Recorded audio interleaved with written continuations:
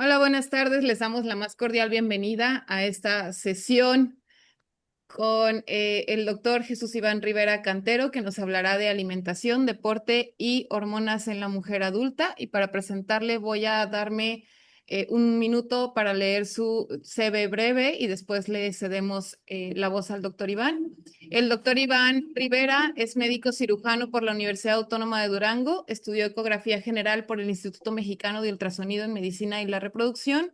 Tiene una maestría en medicina del deporte por la Universidad Complutense de Madrid, España, y una maestría en investigación clínica y análisis estadístico por la Universidad de Texas, así como formación práctica en enfermedades del embarazo y la mujer en el Instituto Nacional de Perinatología en la Ciudad de México. Es experto en fisiología deportiva de la mujer y actualmente es médico deportivo y jefe del área de investigación y educación en Aquiles MD Sport Medicine. Y bueno, nada, le cedemos la voz. Muchísimas gracias por estar aquí, muchísimas gracias por aceptar la invitación y todo tuyo el público. Muchas gracias. ¿Qué tal? Muy buenas tardes a todos. Muchas gracias a la Universidad de Colima por la invitación y muchas gracias también a la comunidad de senderistas, mujeres senderistas, también por ser parte de esta plática y me da mucho gusto que estén aquí presentes porque eso demuestra que les interesa este tipo de temas, que se preocupan por su salud, se preocupan por el deporte, se preocupan por la longevidad y una calidad de vida digna. Entonces, me da mucha alegría que estén todos aquí, ¿vale? Entonces, bueno, muchas gracias también por la presentación y por estar aquí. Entonces, bueno, vamos a hablar de lo que es la alimentación, el deporte y las hormonas en la mujer adulta. ¿Por qué es importante este tema? Porque a lo largo de la vida, tantos hombres como mujeres, pues tenemos diferentes adaptaciones fisiológicas y metabólicas, ¿no? Cada vez vamos avanzando con la edad y van generándose cambios. Y uno de los cambios más importantes en la vida de una mujer es precisamente la menopausia, ¿no? La menopausia es un periodo de transición en el que la mujer primero pasa por una perimenopausia, acercándose a la menopausia, empieza con cambios en su ciclo menstrual, llegan a la menopausia, donde ya es el cese o la disminución de las hormonas que dan a lugar a la menstruación y pues bueno, una etapa de postmenopausia, ¿no? Entonces, y esta etapa, este proceso de transición de la menopausia en la mujer, pues genera cambios muy importantes donde la alimentación y el deporte son parte fundamental para hacer este proceso un poco más amigable y que tiene un papel importantísimo. Entonces, me da mucho gusto, desde un inicio me dio mucho gusto saber que hay una comunidad de mujeres senderistas, porque eso habla de un deporte excelente, de una práctica súper buena, que más adelante vamos a ir viendo por qué. Entonces, quiero hacer hincapié porque muchas veces no se tiene a ciencia cierta o más bien el conocimiento real de lo que implica la menopausia en la mujer. Y es importante que tanto hombres como mujeres lo entendamos, ¿no? O sea, los hombres también nos tenemos que meter a estos temas. Hombres que estén estudiando educación física, fisioterapia, temas que ver con el deporte, es importante que conozcan el ciclo menstrual, es importante que conozcan la menopausia para generar y brindar una mejor soporte y ayuda y no caer en tabús, no caer en desinformación y cosas que pues por ahí abundan, ¿no? Sobre el tema del ciclo menstrual y la menopausia. Entonces, me gustaría iniciar esta plática con esta imagen de forma gráfica porque me gustaría que vieran y entendamos la estrecha relación que realmente existe entre el cerebro y el órgano reproductivo femenino. Para que se dé la menstruación depende de un ciclo, ¿verdad? Un ciclo que inicia con el control de hormonas que se van produciendo. Entonces, a final de cuentas, con lo que yo quiero que ustedes se queden y que sepan es que hay dos hormonas muy importantes que son los estrógenos y la progesterona. Nuestro cerebro produce muchas hormonas y todas las hormonas se encargan de una tarea específica del cuerpo humano. Entonces, en teoría, las hormonas son quien rigen todas las actividades y todo el funcionamiento de nuestro organismo. Pero en este tema, el estrógeno y la progesterona son las más importantes. Estos son los que regulan el ciclo menstrual. Y estos también, estrógeno y progesterona, están relacionados con la masa muscular, con la calidad del hueso y, por ende, también en el rendimiento deportivo, ¿verdad? Entonces, solo quiero que se preocupen por esto. Estrógeno y progesterona son las más importantes. Entonces, ¿cómo se produce el estrógeno y la progesterona? Estas se producen en los ovarios. ¿Qué pasa? Que el cerebro, por medio de la hipófisis del hipotálamo, manda unos mensajeros, que es la hormona luteinizante y la folículo estimulante, estas que vienen aquí como LH y FSH, y son unos mensajeros que llegan al ovario y le dicen al ovario, oye, hay que ponernos a chambear, hay que empezar a producir el estrógeno y la progesterona. El ovario empieza a hacer su trabajo, produce estrógeno y progesterona, y estos van al útero para empezar el proceso del ciclo menstrual. Pero a su vez regresan al cerebro como para avisar de que, oye, ya se estuvo produciendo, ya párale, ¿no? Entonces frenan a la hormona luteinizante y a la folícula estimulante y se detiene el ciclo. Y así es como se va regulando, ¿no? Entonces hay que entender que las mujeres, por esto mismo, son propensas a ciertas enfermedades o ciertos factores de riesgo que pueden afectar cualquiera de estos tres puntos de control. Si hay un problema en hipófisis o cerebro, pues no se van a enviar los mensajeros, estos mensajeros no van a llegar al ovario y el ovario no va a recibir la señal de que se tiene que poner a trabajar. Hay enfermedades propias del ovario, como el síndrome de ovario poliquístico, que aunque le llegue las hormonas y los mensajeros, pues el ovario no va a producir el estrógeno y la progesterona. Y hay otras enfermedades propias del útero que aunque le llegue el estrógeno y la progesterona, pues no van a dar a la menstruación, ¿vale? Es importante que sepan, que sepamos todos, que la menstruación es un signo de bienestar, ¿vale? La menstruación, cada mujer sabe, cada mujer se conoce, cada mujer sabe cómo es su regla y sabe lo que es normal para cada una de ustedes. Y es importante saber que la menstruación tiene que tener una frecuencia, es decir, si es regular, si es irregular, si es cada 28, si es cada 30.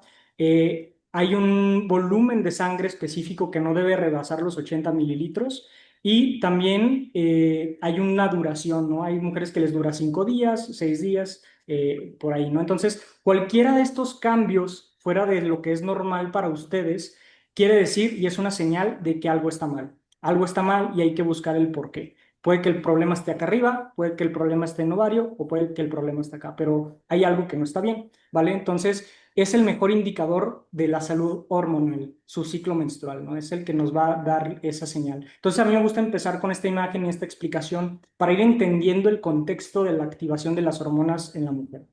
Y bueno, ¿de qué se encargan estas hormonas? Pues bueno, como ya vimos, de la regulación del ciclo menstrual, pero también tiene otras funciones como el mantenimiento y crecimiento de la masa muscular. No solamente el crecimiento y el tono, sino también la calidad muscular. Es decir, que no te contractures tan seguido, que no te den calambres. Eso también, el sistema hormonal tiene un granito de arena en esa parte, ¿no? Entonces, también va muy implicado. Y si no hay calidad muscular y no hay masa muscular, hay disminución de la densidad ósea, ¿no? Y esto que genera, pues, fragilidad, síndrome de fragilidad, que es algo que pasa ya en las adultas mayores, que en las señoras o en las mujeres que empiezan con este proceso de la menopausia y cuando empiezan a bajar estas hormonas, se empieza a perder masa muscular y eso conlleva a disminución de la masa ósea o de la densidad ósea y esto genera un síndrome de fragilidad, es decir, eres más propensa a que te caigas. Y es la historia que ya creo que todos sabemos o que todos hemos conocido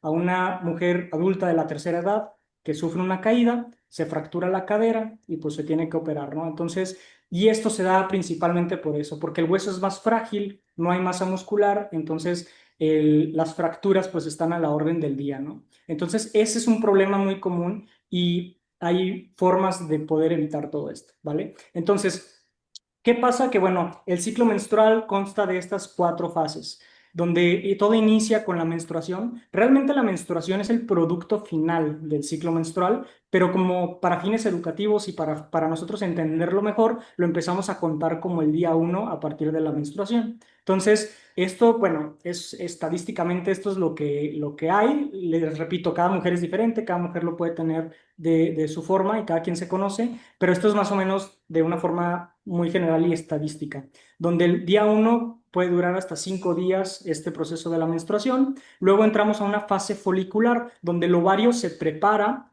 para producir al óvulo, ¿vale? Entonces va más o menos del día 7 al día 12 y aquí a partir del día 12 empieza lo que es la ovulación. Se produce el óvulo y aquí hay dos caminos. O el óvulo se fecunda y se da el embarazo, o si no se fecunda, pues se tiene que desechar, ¿verdad? y pasa por la fase lútea. La fase lútea es ese proceso en el que si el óvulo no se fecundó y se tiene que desechar, se prepara para ser desechado en el útero, ¿no? Entonces, vean cómo se comporta. Y es importante saber que tanto el estrógeno y la progesterona, que son los que median este ciclo, no siempre van a estar al mismo nivel durante todo el ciclo, sino que dependiendo de la fase en la que está, se va a comportar diferente. Va a haber picos de estrógeno y luego va a bajar y se comporta de forma diferente. Entonces, más o menos esta es una gráfica visual de cómo se comporta el estrógeno y la progesterona, ¿verdad? Entonces, desde el día uno, cuando es la menstruación, pues como acaba de cerrar este ciclo y este proceso, pues ambas hormonas van a estar bajas, ¿vale? Pero más o menos alrededor del día 12, que ya empieza el tema de la ovulación, empezamos a ver cómo empieza a aumentar los estrógenos, pero no mucho.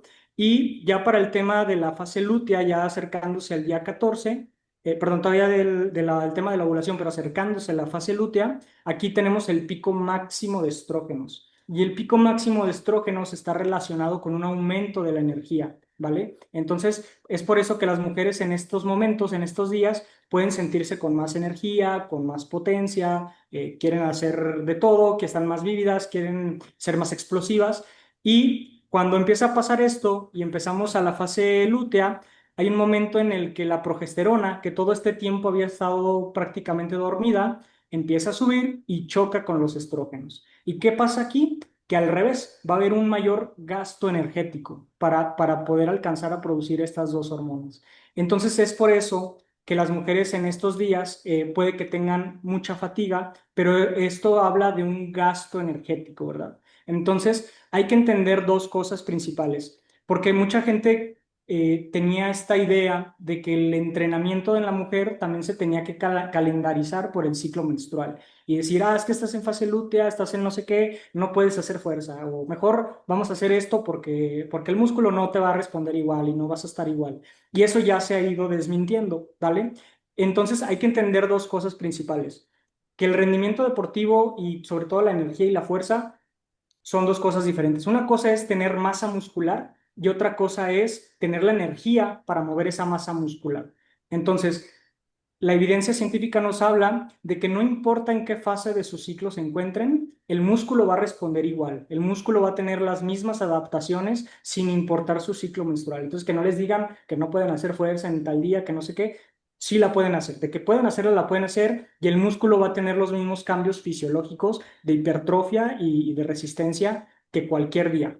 Pero que tengan la energía para hacerlo es diferente, ¿vale? Entonces, ¿y de qué depende la energía? De la glucosa.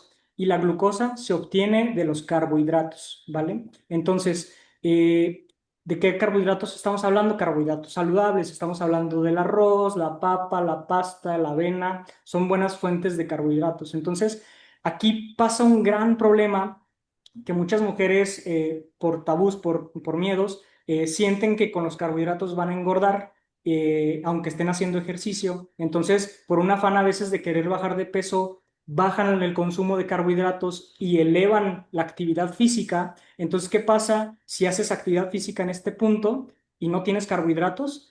Se va todo para abajo, ¿no? Se va la energía hacia abajo y no vas a poder, no vas a sacar bien tus entrenamientos, no vas a levantar pesas de la misma forma, pero no por la masa muscular, sino porque no tienes la energía para hacerlo. Entonces, y cuando ya es muy marcada esa diferencia de que de plano no hay nada de carbohidratos y la intensidad del ejercicio es demasiado, ocurre un proceso o un fenómeno, una enfermedad que se conoce como amenorrea secundaria, es decir, que se corta la regla y dejan de menstruar. Y esto es muy común en atletas de alto rendimiento, en atletas a nivel olímpico o a nivel que están preparándose para un maratón o para alguna competencia ruda, empiezan a tener irregularidades en su ciclo menstrual y tienen amenorrea. Yo no podría decir, pues qué cómodo, pues ya no arreglo y qué padre la vida, pero no es así, porque como les comenté en un inicio, la menstruación es un signo de bienestar y si no está ocurriendo es porque hay algún problema. Entonces, aquí, como no hay energía suficiente, no se pueden producir las hormonas adecuadamente para continuar con el ciclo y hay un cese de las hormonas, ¿no? Entonces, ese es realmente un problema a salud, de salud global, de salud epidemiológica, que no se le ha prestado mucha atención y es precisamente por eso. Entonces, el tema de los carbohidratos y la proteína es muy importante que un nutriólogo les lleve todo ese proceso y que les calcule sus cantidades de proteína y carbohidratos para las horas de ejercicio que vamos a realizar. Entonces, más adelante vamos a profundizar en eso, pero es para que se den una idea de que la activación hormonal está muy relacionada con la energía y con la masa muscular, ¿vale? Ahora, es bien importante que sepan que el papel del ejercicio realmente es bien importante porque el cerebro produce estas hormonas llegan al músculo y bueno, ayudan a fortalecer a la calidad muscular, pero es una comunicación bidireccional, es decir, el músculo al activarse también este estimula a que el cerebro produzca de mejor forma las hormonas. Y esto es una gran ganancia porque no es solamente que el cerebro produzca y produzca, sino que activar el músculo también ayuda a estimular esta misma producción hormonal. Entonces, juega un papel importantísimo. Hay dos tipos de actividad física principalmente, el ejercicio aeróbico y el ejercicio anaeróbico. Y muchos se dice, pues, ¿qué es mejor? Obviamente, cada uno por separado es buena opción, pero se ha comprobado y la evidencia científica nos habla de que combinarlos de forma estratégica, de una forma muy bien planificada, es la mejor opción para el mantenimiento de la masa muscular, la reducción de la grasa y la mejor producción hormonal, ¿vale? Entonces, esto es bien importante porque es solo una parte del rompecabezas de la salud hormonal. Y esto es con lo que quiero que también se queden, ¿no? Que hablar de salud hormonal es hablar de rendimiento, es hablar de mejoría y es hablar de bienestar y longevidad. Entonces, por ejemplo, para las mujeres senderistas que están aquí, es bien importante que sepan que el senderismo es una gran práctica, es una gran actividad física porque combina lo mejor de ambos mundos, ¿no? Tiene su componente aeróbico, pero obviamente el escalar una montaña, el subir una pendiente, exige también un trabajo anaeróbico. Entonces, combina muy bien. Obviamente se recomienda que aún así se complemente con el ejercicio de fuerza propio, específico para su deporte, sobre todo, ¿no? Entonces, esto es por eso que es tan valioso esta información. Y de todas formas, hay que practicarlo y hay que combinarlo con varios factores. Entonces, si nosotros queremos optimizar el tema de la salud hormonal, depende de estos cuatro pilares, ¿no? Estos son, para mí, la evidencia científica lo dice, los cuatro pilares de la salud hormonal, que es el ejercicio, tanto aeróbico como el tema de fuerza. Cada uno tiene su importancia diferente, pero hay que combinarlos. La alimentación y la recuperación. El sueño también es una parte fundamental para la calidad de vida, la calidad muscular y la absorción de nutrientes, ¿verdad? Entonces, eh, ¿qué nos dice la evidencia en cuanto al tema de la comida? La proteína más o menos debe estar calculada entre 1,6 hasta 2,2 gramos por kilo al día, ¿no? Y esto dividirlo en porciones. Esto es importante que cada persona lo pueda hacer y no, aquí lo invito a que pues no lo hagan nada más ahorita así de bote pronto, de a ver cuánto me toca y ya yo lo hago, sino sí acérquense con un nutriólogo para poder planificarlo de una mejor forma y tristemente, se podría decir tristemente porque en nuestra cultura mexicana, a veces, si nosotros calculamos esto y lo traducimos en comida, van a darse cuenta que a veces es mucha comida, es demasiado. Entonces, a veces estamos muy limitados con el tema de las porciones y realmente lo que ocupamos es más, ¿verdad? Más carbohidratos y más proteína, pero en relación con el ejercicio que hacemos, ¿vale? Entonces, muchas veces se nos hace mucho, pero, por ejemplo, por eso existen ayudas como el tema de la proteína en polvo, la creatina, todo esto que nos puede ayudar a darle como un plus por si no alcanzamos con las porciones que nos tocan, ¿no? Con el tema de los carbohidratos, hay que hacerlo también de esta forma, bien calculado por su tiempo de ejercicio, porque como les comenté, los carbohidratos son la principal fuente de energía, ¿vale? Entonces, se come el carbohidrato se hace glucosa y la glucosa va al músculo directamente para hacer nuestras actividades.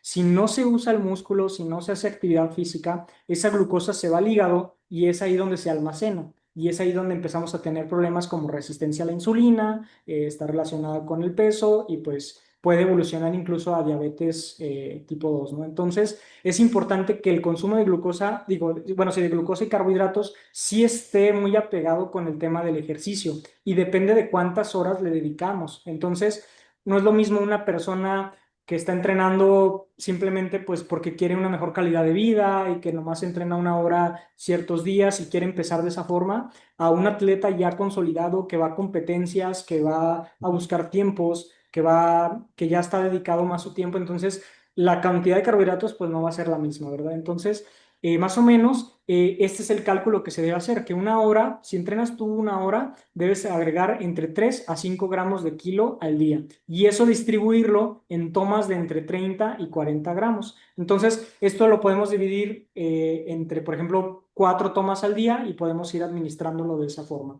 Pero, por ejemplo, cuando hay entrenos de 2 horas, pues hay que aumentarlo un poquito, de 5 a 7, o si ya duras de 3 a 4 horas, esto nos habla de 70 a 10 gramos de kilo al día. Por ejemplo, ustedes, mujeres senderistas que tal vez pasan mucho tiempo en el cerro a grandes horas, pues es importante que lo sepan. Una regla muy básica y general también nos habla de que se dependen entre 60 y 90 gramos de carbohidratos por hora, ¿va? Entonces, si ustedes van a entrar a alguna competencia, alguna ruta en especial donde van a pasar muchas horas en el cerro, es importante que por hora estén calculando su cantidad de carbohidratos. ¿Por qué? Porque es cuando empieza el bajón de energía, empiezan con ciertos problemitas y empieza la fatiga muscular más rápida, ¿no? Entonces sí es bien importante que se preocupen por la alimentación durante su ejercicio y su actividad, ¿vale?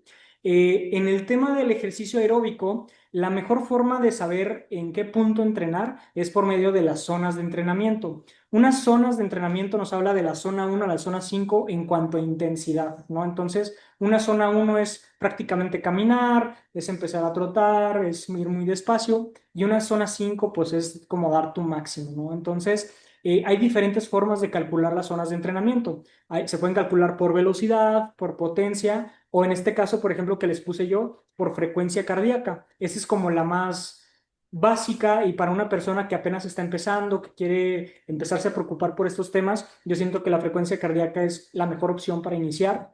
Ya después se pueden ir especializando en otras cosas, pero la idea es empezar con esto. Entonces, ¿cómo se sacan las zonas por frecuencia cardíaca? Todo depende de la frecuencia cardíaca máxima. Idealmente, para saber cuál es tu frecuencia cardíaca máxima, es decir, cuántos latidos por minuto máximos puede producir tu corazón, idealmente se debería hacer una prueba de esfuerzo con electrocardiograma y ahí se va a sacar tu frecuencia cardíaca bien. Pero existe una pequeña fórmula para darnos más o menos una idea que es a 220 le restas la edad, ¿no? Entonces, por ejemplo, yo les puse aquí un ejemplo práctico aquí abajo, donde una mujer de 49 años, si le restamos a 220, 49, le va a dar una frecuencia cardíaca máxima de 171 latidos por minuto, ¿vale? Entonces, cada zona tiene un porcentaje de esa frecuencia cardíaca máxima y se ha comprobado que la zona 2 es el mejor nivel de intensidad para empezar a generar base aeróbica, a generar adaptaciones musculares y entre la zona 1 y la zona 2 se encuentra algo que conocemos como el fat max, es decir, fat de grasa y max de máximo, ¿no? Entonces es el punto máximo de oxidación de las grasas y es el que más nos sirve para reducir el peso. Entonces es bien importante que los entrenos en zona 2 deben ser lo que deben priorizar más, ¿no? O sea, ustedes que van a durar más tiempo en el cerro, de esta actividad, que no depende tanto de la velocidad, sino de aguantar, de estar ahí. La zona 2 es la zona específica para ustedes y representa del 60 al 70% aproximadamente de la frecuencia cardíaca máxima. Entonces, si hacemos una regla de 3, en este caso de esta mujer de 49 años, le corresponde a ir a 111 latidos por minuto. Entonces, hoy en día, pues sabemos que existen estos relojes inteligentes, el Garmin, el Coros, o incluso pues, los Apple Watch, cualquier otro reloj inteligente ya te mide la frecuencia cardíaca. Entonces, es bien importante que hagan la prueba y hagan el experimento. Saquen de esta forma su frecuencia cardíaca máxima, vean cuál es su zona 2 y empiecen a tratar de entrenar a ese ritmo o a esa intensidad. Si se pasan un poquito, no pasa nada, pero ya no están en el punto donde deberíamos estar, ¿no? Es como algo muy específico. Por ejemplo, en deportistas de alto rendimiento, que depende un poquito más la velocidad, pues bueno, hay que jugar un poquito más con las zonas 5, zonas 4, para generar ciertas adaptaciones metabólicas y fisiológicas. Pero digo, si lo que importa es empezar y empezar bien y no querer exigirse al máximo, con que lleguen a la zona 2 es la clave del éxito. Hay un tema también que me apasiona mucho, que es el ejercicio en el embarazo, que también está ahí como muy controversial. Y se ha demostrado esto, que la zona 2 en la mujer embarazada es lo ideal, ¿no? Hay mayor flujo sanguíneo a la placenta, hay mejor oxigenación hacia el feto y al bebé, y esto obtiene mejores resultados. Obviamente hay que reducir el riesgo de impactos y de accidentes, pero pues aquí está la clave del éxito, ¿no?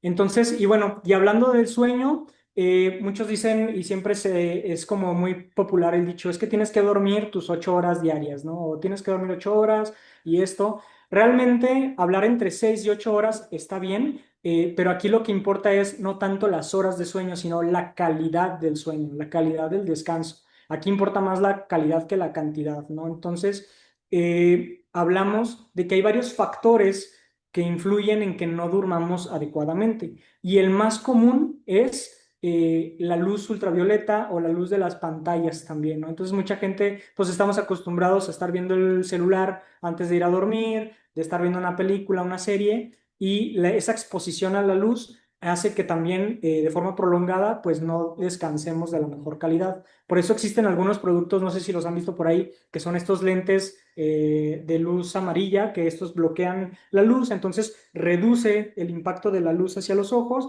y nos puede dar una mejor calidad de sueño. Entonces, son estas pequeñas como hacks o ayudas que nos pueden facilitar y mejorar estos aspectos. Entonces, yo las invito a todas ustedes a que agarren estos 4 pilares como si fuera un checklist, ¿no? Un checklist donde vean qué es lo que me falta, ¿no? Una lista de tareas de qué estoy haciendo bien y qué me falta mejorar. ¿Cómo voy con el tema de la fuerza? Ya empecé poquito a poquito, ya estoy caminando, corriendo más, me estoy alimentando adecuadamente, estoy descansando adecuadamente y qué es lo que puedo hacer para mejorar. Les repito, para el tema de la menopausia, el pilar y lo más importante es preservar la masa muscular, porque la masa muscular es lo que le va a dar estabilidad también a los huesos, va a disminuir este síndrome de caídas o de fragilidad y nos da más calidad de vida, ¿no? Entonces, conforme la mujer va perdiendo esta capacidad de la menstruación por el tema de las hormonas que empieza a bajar, pues está relacionado a perder masa muscular y perder masa ósea. Entonces, es bien importante que nosotros estimulemos de otra forma. Si las hormonas no van a ayudar a estimular el tema de la masa muscular, nosotros lo tenemos que estimular de otra forma, ¿vale? Muy bien.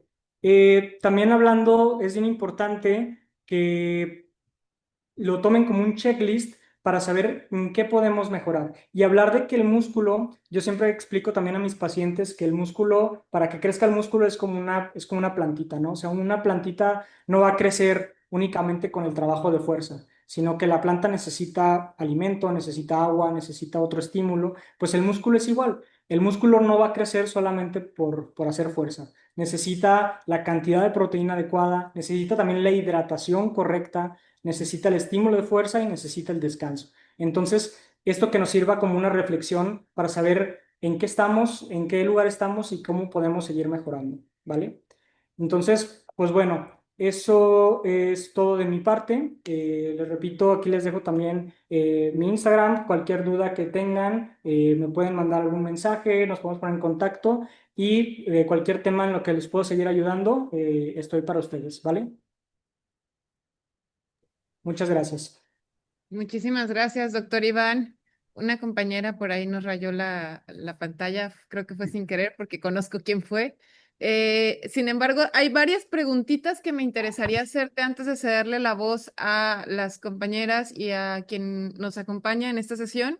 Y es porque quiero resaltar algo que yo escucho mucho, me imagino que mis compañeros escuchan mucho y tú lo escuchas muchísimo, pero luego me he dado cuenta que es probablemente porque estoy dentro de este mundo y que entonces me entero porque estoy aquí, ¿no? Y lo dijiste ahorita muy bien. el tema de fuerza y quisiera que lo abordáramos como el mito que tenemos, ¿no? El tema de fuerza como el si hago pesas me vuelvo como hombre y entonces mi brazo va a ser del tamaño de mi pierna. La toma de creatina como suplementos, la creatina, que incluso si ven la grabación de la sesión anterior del mes pasado, pues hablábamos de la importancia de la toma de creatina incluso para el desarrollo neurológico y todas estas nuevas investigaciones que hay justo para prevenir Alzheimer, etcétera, etcétera. La proteína en polvo, porque luego le tenemos miedo. Yo no tomo proteína en polvo, pero justo lo dijiste, es demasiada la comida que tengo que consumir en el día para no consumir proteína en polvo. Entonces, luego le tenemos miedo porque es malísima la proteína en polvo. Y el consumo de carbohidratos se hizo tremendamente popular en Instagram y en TikTok, que no comas plátano en la noche porque los carbohidratos son del diablo. Entonces, bueno, en este sentido, y antes de cederle la voz a mis compañeros que seguro te harán estas preguntas súper interesantísimas que tienen que ver más con lo fisiológico, me gustaría que nos ayudaras con esos 4 mitos y resaltaras esto que acabas de decir, por favor. Claro, sí, el tema de la creatina es importantísimo porque, bueno, nuestro cuerpo tiene almacenado creatina en el músculo. Eso es donde principalmente se utiliza. ¿Hay creatina de forma natural? Sí, en la carne. El problema es que la cantidad de creatina en carne es muy, muy pequeña y no es suficiente como para dar ese aporte específico para el músculo. Una cantidad de creatina específica son de 5 gramos, ¿vale? Entonces eso equivaldría más o menos a comer 1,5 kilos de carne al día, entonces ni de chiste, ¿no? Entonces, ¿por qué es importante aquí? Porque dependiendo específicamente de las zonas de entrenamiento, depende de la zona o la intensidad de tu ejercicio, tienes una fuente de energía diferente. Si tú te mantienes entrenando en zona uno, zona 2, lo que principalmente vamos a agarrar o el cuerpo va a agarrar como una fuente de energía son las grasas, ¿vale? Es por eso que aquí se encuentra el Fat Max. Si ustedes están entrenando entre zona 3 y zona 4, es cuando más consumo de carbohidratos vamos a tener, ¿vale? Y si están entrenando ya en los límites de la zona 4 y zona 5, lo que se va a consumir es la fosfocreatina, que eso se encuentra en el músculo. Y por eso la creatina genera ahí un papel fundamental, porque principalmente el ejercicio anaeróbico, que es levantar pesas, y se llama anaeróbico porque hay falta, llegamos a un punto en el que hay falta de oxígeno, empieza también a consumir o necesitar de la creatina. Entonces, la creatina no nos ayuda como tal a la masa muscular, eso es, o sea, el volumen de masa muscular o la hipertrofia, eso lo hace la proteína, pero la creatina sí a la calidad de las fibras musculares y como tú lo dijiste, a nivel cognitivo es fundamental, fundamental. Y también como afecta a nivel muscular en general, pues también ayuda a la prevención en el corazón, es bueno para el corazón. Y hay estudios recientes que nos habla que en el tema femenino específicamente, la creatina también incluso ayuda a reducir la dismenorrea, ¿verdad? Que es el dolor al momento de los cólicos y al momento de la menstruación. A tomar creatina todos los días, porque si tienes que ver. Es excelente, sí. Y, perdón, ¿me repites otra de las dudas? ¿Era? Era pues esto, las 4 cosas. La creatina, la proteína en polvo, los carbohidratos, el miedo y el hacer fuerza que me va a poner como hombre si yo hago mucha fuerza. Sí, como les comentaba, el músculo no únicamente va a crecer por la pura fuerza, tiene que estar todo esto alineado y va a depender más que nada de tu disciplina. Si tu disciplina no exige un cuerpo musculoso y así, no vas a subir, o sea, no te preocupes, pero sí es bien importante el tipo de fuerza que hagas, porque ir al gym, pues es un ejercicio muy generalizado para generar hipertrofia, pero yo estoy hablando también de fuerza muy específica, ¿no? Entonces, dependiendo de tu disciplina, hay que saber qué ejercicios son mejores para ti y qué tema de fuerza es mejor para ti. No todos los músculos se activan de la misma forma, hay que saber cuáles son los ejercicios de fuerza específico y verán que no hay ninguno de estos temas. Y el tema de la proteína en polvo varía mucho, pero la mejor proteína que se ha comprobado por la ciencia es esta proteína que es aislada de suero de leche y que sobre todo siempre las ponen como whey, ¿no? Proteína whey o whey protein. Estas marcas whey son las que mejor evidencia científica tienen. Entonces, cualquier proteína que quieran, pero con que diga whey, es como más sello de calidad.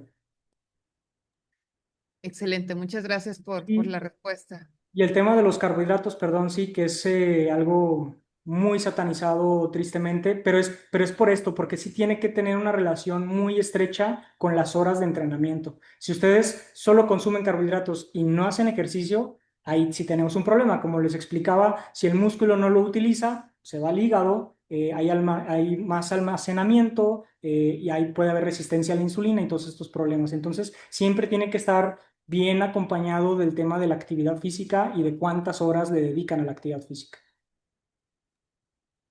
Perfecto, muchísimas gracias, doctor. Hay algunas preguntas aquí en el chat, además de felicitaciones por la excelente charla. Gracias. Pregunta Lili Peña, si es un mito que durante la menopausia se aumenta de peso aunque te ejercites. Hay un mayor factor de riesgo para que esto pase, sí, pero es parte de lo mismo. Como hay una disminución de la producción de hormonas, de los estrógenos y la progesterona, ya no se van a producir de la misma forma. Esto indirectamente, ojo, indirectamente, o sea, no es papel del estrógeno propiamente la masa muscular, pero indirectamente sí le pega.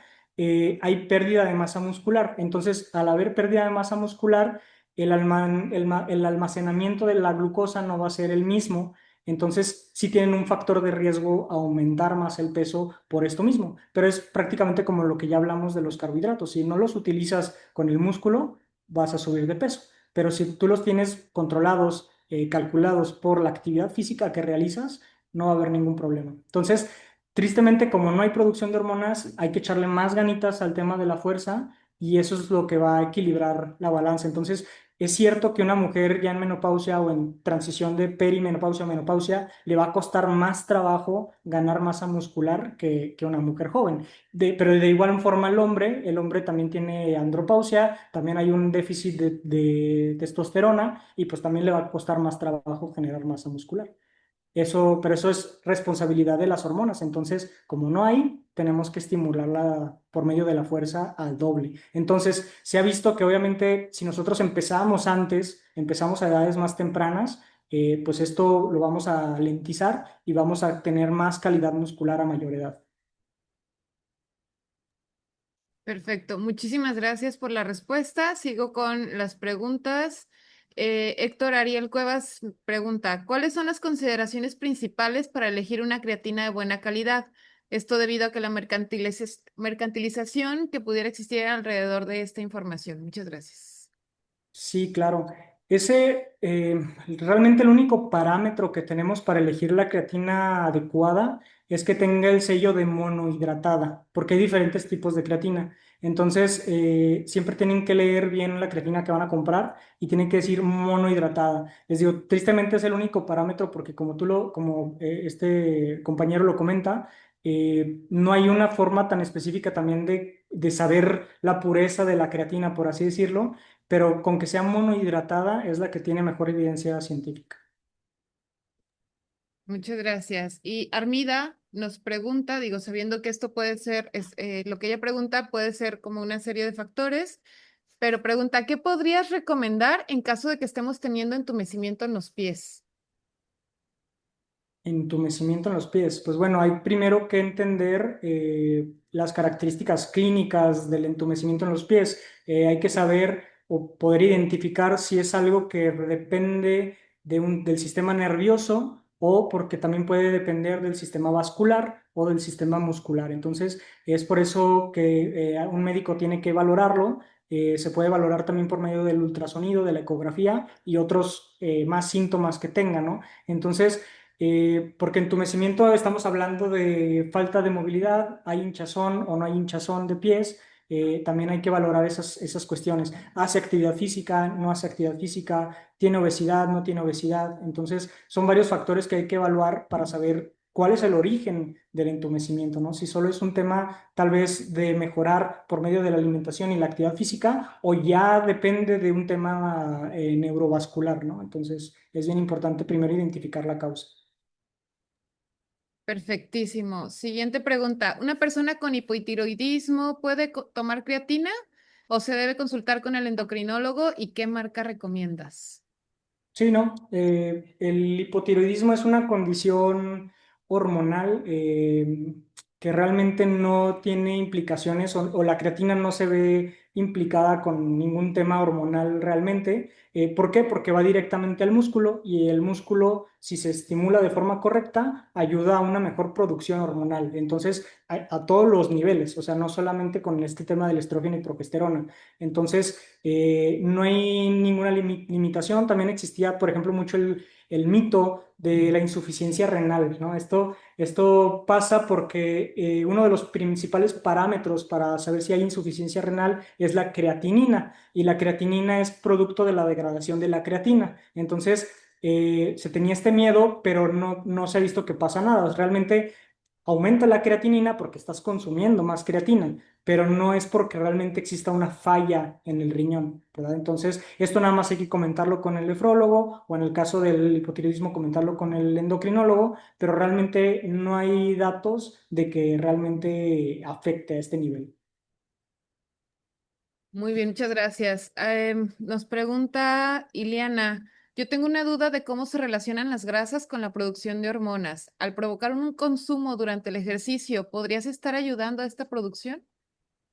No, realmente como lo comentamos por acá, la oxidación de las grasas se da entre la zona uno y zona 2, pero eso sí, tristemente, a diferencia de los carbohidratos, el consumo de grasas durante el ejercicio no tiene ningún efecto para ayudar o potenciar a este nivel. Puede ayudar un poco más, o se ha visto que se ayuda más un poco con el tema de la saciedad, del hambre, y pues sí te puede ayudar un poquito, pero realmente no va a tener un impacto como en un rendimiento, pero a su vez tampoco tiene un riesgo de que aumente la grasa por comer grasa, ¿no? Si tú estás estimulando correctamente en la zona 2, es bien importante que esto sepas que no va a pasar, pero hay que saber bien que estás en la zona 2 de la actividad física, porque hay gente que cree que está en zona 2 y a veces está en zona 3.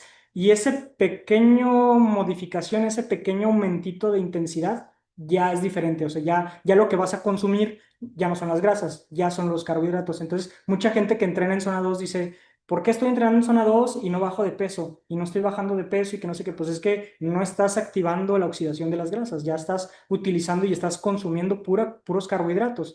Cada carbohidrato que entra lo sacas, pero a nivel de las grasas no las estás activando. Entonces, esto es también como uno de los errores muy comunes en deportistas amateur. Cómprense una banda de actividad física.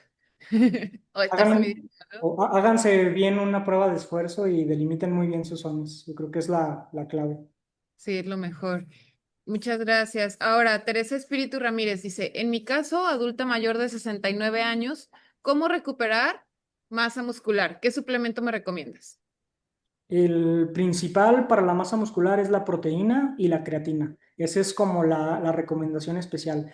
Se ha demostrado que tampoco es necesario que vayas todos los días al gimnasio.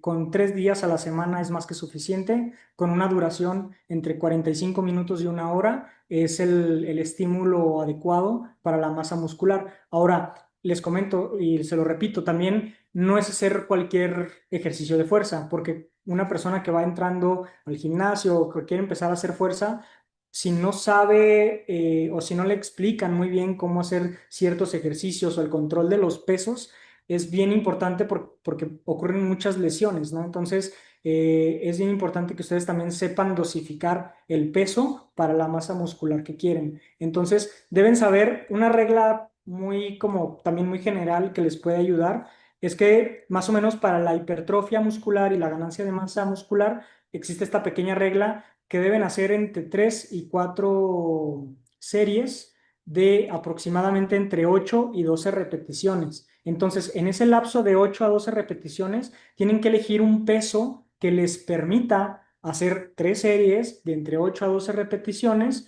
pero la sensación al acabar tiene que ser del 80%, es decir, no al fallo, no hasta que ya no puedan más, sino al 80%, ¿verdad? Entonces, con esa regla es muy fácil que ustedes, si no pueden acabar ni siquiera 8, se están pasando de peso. Y si siguen forzándola, se van a lesionar.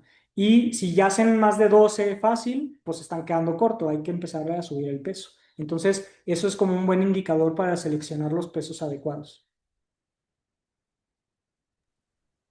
Muy bien, excelente respuesta. Y Albania Padilla pregunta, ¿cuál es el momento ideal para consumir creatina?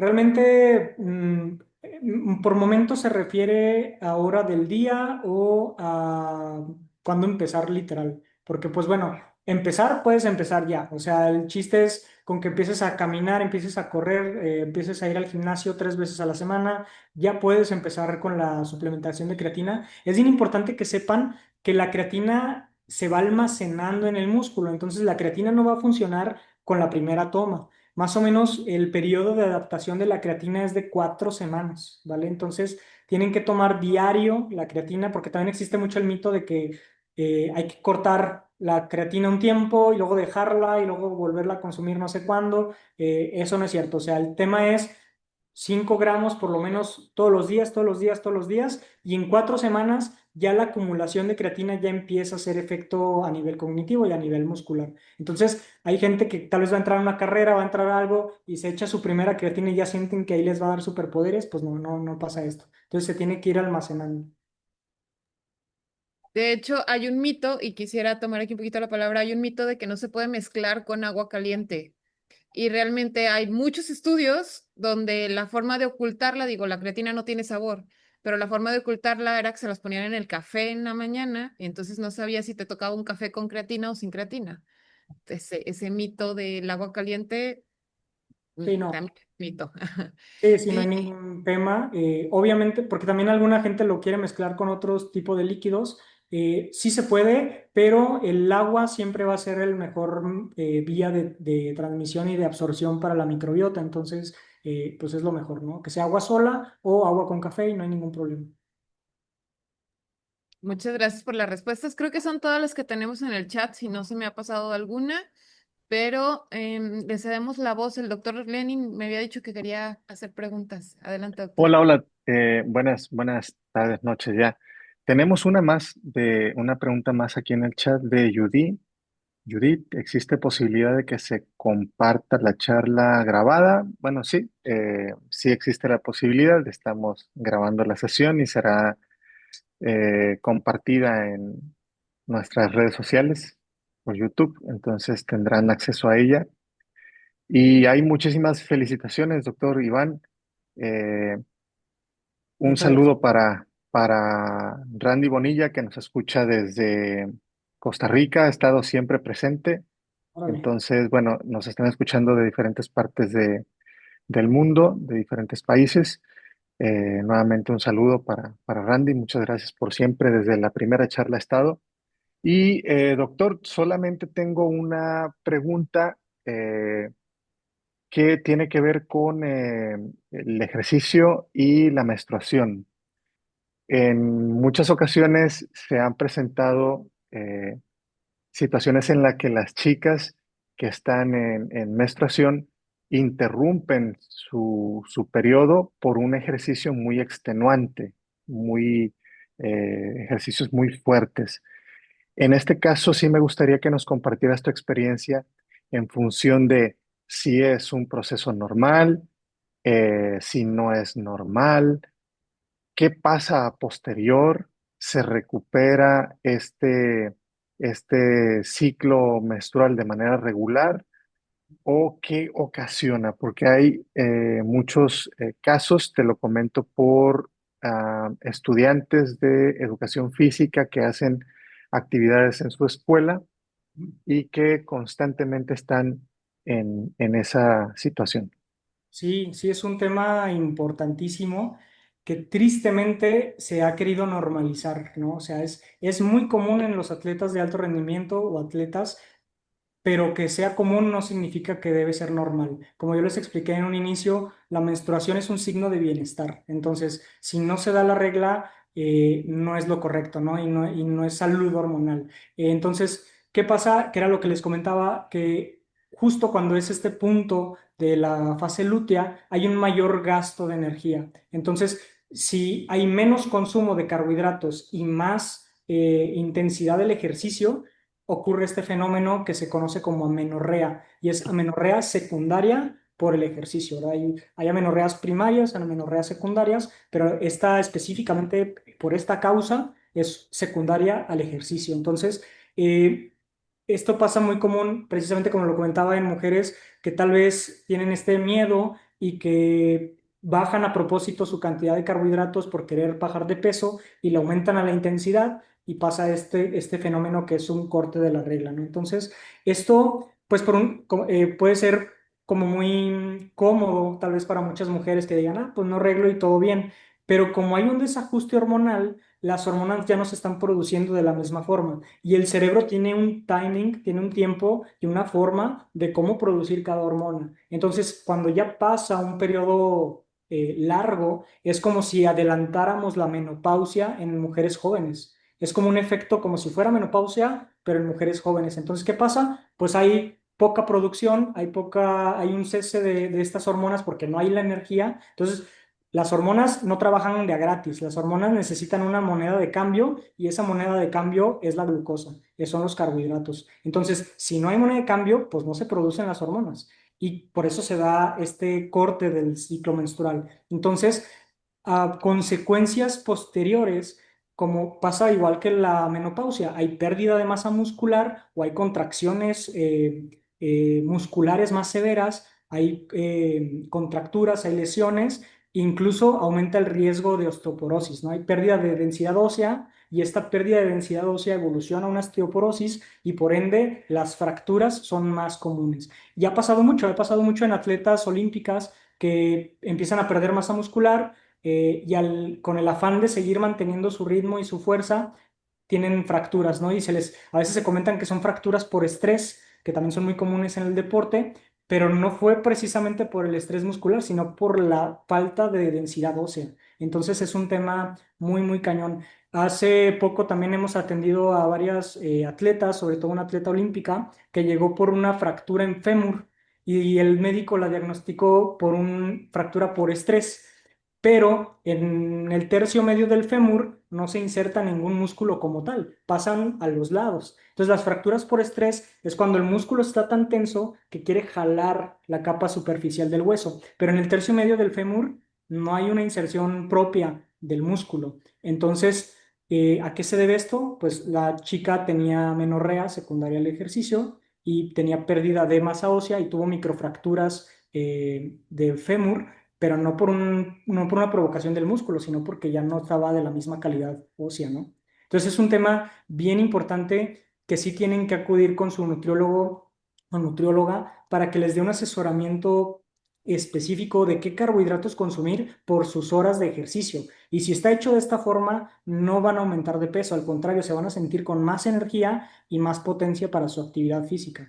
Una estrategia, esto todavía está ahí un poquito en discusión con la evidencia científica, apenas se sigue investigando, está en ese proceso, pero se tiene la teoría de que si tú, mujer, incrementas 10%, entre el 10 y el 15%, tu ingesta de carbohidratos normal en 10 días previos a este momento de la fase lútea, reduces el síntoma de la fatiga e incluso puedes llegar a tu regla sin ninguna otra sintomatología aparte, ¿no? Entonces, ¿por qué? Porque como depende de la glucosa, tú tal vez tienes tu glucosa bien controlada por el tema de los carbohidratos, te mantienes, te mantienes, te mantienes, y cuando llega este punto donde se exige más, si tú ya tienes una adaptación de 10 días previos con un aumento ligero del 10-15%, llega ese momento del bajón y tú no vas a sentir esa falta de energía por este pequeño incremento de los carbohidratos. Entonces, eso sirve también como una muy buena estrategia si tienen competencias importantes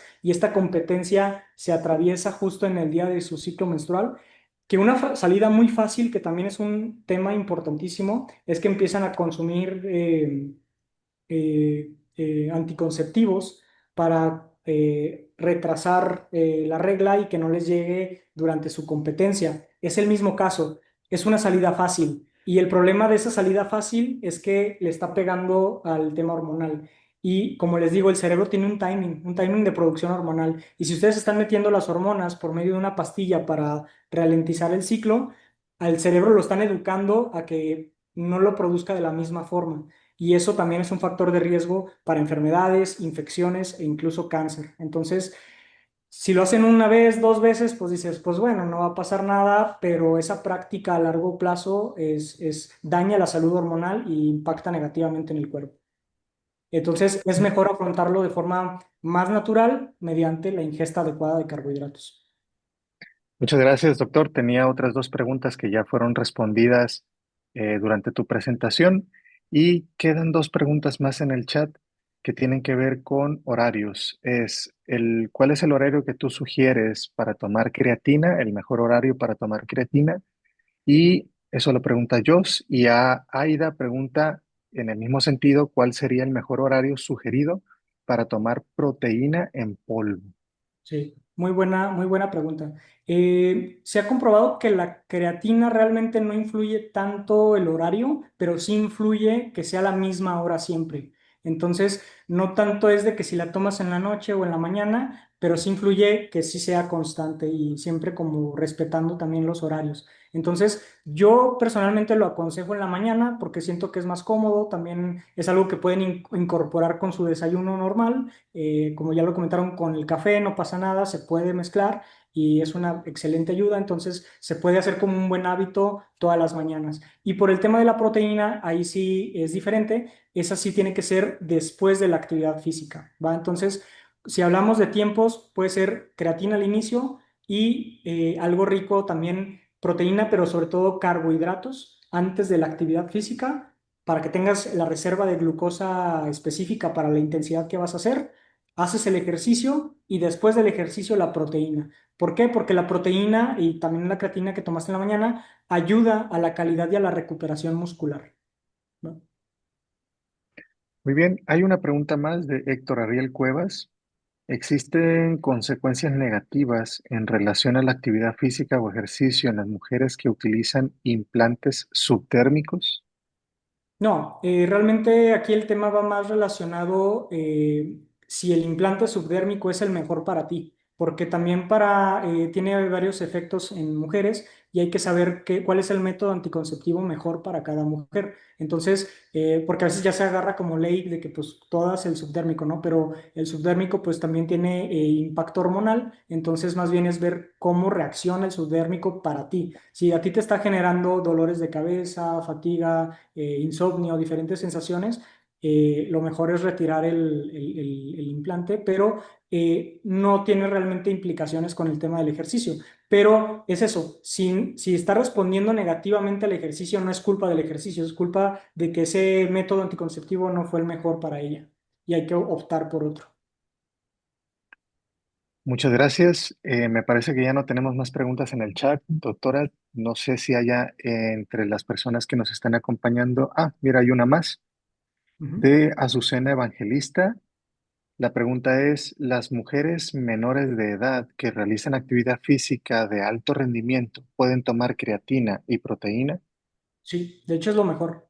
La relación proteína-creatina es lo mejor porque la proteína aumenta la masa muscular y la creatina le da calidad a esa masa muscular, que son dos cosas diferentes. Y sobre todo, eso ayuda en general, ¿no? Y tema cognitivo y calidad muscular. Pero, por ejemplo, también depende mucho del deporte. En deportes que son muy explosivos, dependen más de la fosfocreatina, entonces la creatina se vuelve fundamental también. Entonces, para Muchas actividades gracias. de sprints, de velocidad, de contrarreloj, de competencias explosivas, la creatina es fundamental. Muchas gracias. Me parece, doctora, que ya no tenemos más preguntas. Acá, Xochitl comenta, mi hija practica gimnasia, ¿puede tomar creatina y proteína?